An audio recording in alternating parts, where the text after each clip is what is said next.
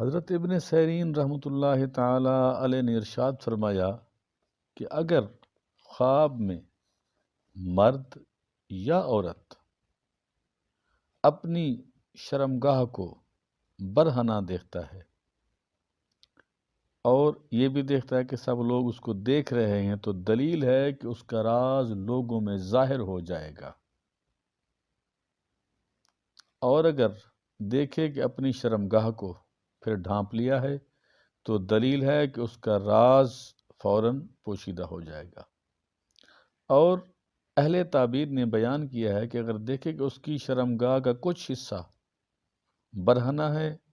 یعنی ننگا ہے اور اس نے ڈھانپ لیا ہے اور کسی نے نہیں دیکھا ہے، دلیل ہے کہ اگر بیمار ہے تو شفا اور تندرستی پائے گا، اگر قرض دار ہے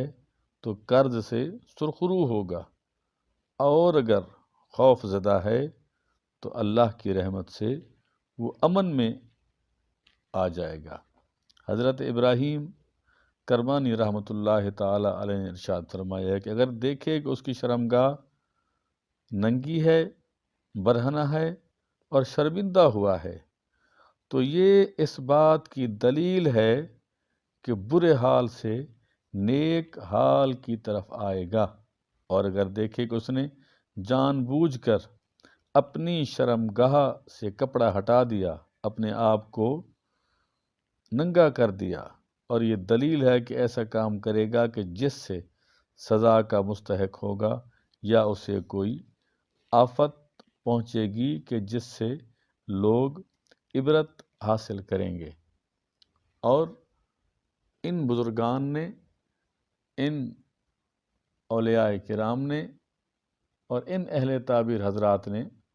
اس جیسے خواب دیکھنے والوں کے لیے جو ارشادات فرمائے کہ اگر کوئی شخص خواب دیکھتا ہے کہ